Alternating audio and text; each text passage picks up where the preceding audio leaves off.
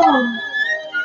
এই পৃথিবীতে আমরা সুখ বলে কাকে, যাদের ধন জন লোভ আছে তারাই কি প্রকৃত সুখী মন?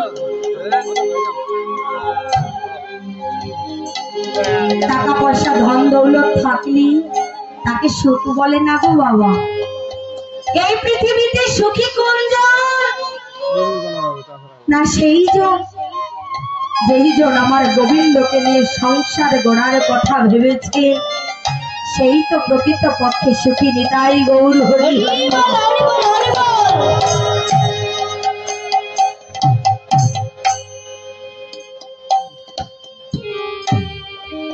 তাই যুধিষ্ঠির মহারাজ তার চার ভাইকে ডেকে এনে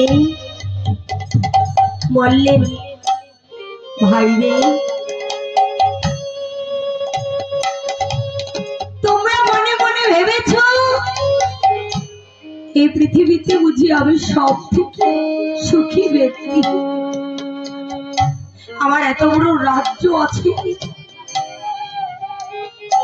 এত ধন জন আছে, তাই তোমরা মনে মনে ভেবেছ আমি বুঝি পৃথিবীর বুকে সব থেকে সুখী ব্যক্তি।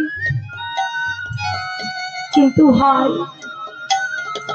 আমি যে আর এই রাজ কার্য পরিচালনা করতে পারছি না, এই রাজ্য ভার যে আমি আর বইতে পারছি না, তাই আজ আমি একটু কাজ করব। কি কাজ করব জানো?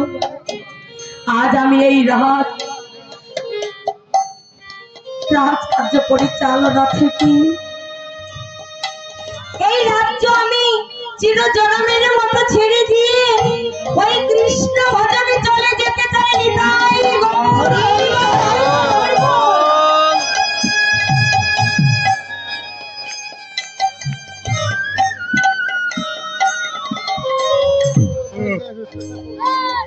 বলেছে দাদা, তুমি চলে গেলেই এই রাজকার্য পরিচালনা করবে কি? বলেছে কেন?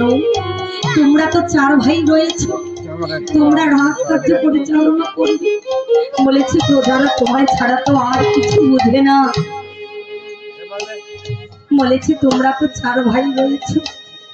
যখনই যুধিষ্ঠির মহারাজ গোমা তার চার ভাইকে তার মনের দুঃখগুলো শোনাতে লাগলো, এমন সময় ওই রাজধানী কে যেন এসে ঘন্টা বাজাতে লাগলো। যখনই গোমা ওই রাজধানী ঘন্টা বাজাতে লাগলো, আপনাদের বাড়ির গেটে যদি কেউ এসে কলিং বেল বাজায় কিংবা কারো দ্বারে যদি কাউকে ডাকে, অবশ্যই আপনারা যাবেন না দেখতে যে কে এসেছে? অবশ্যই কোনো অতিথি। তাই সেদিনও যুধিষ্ঠির মহারাজ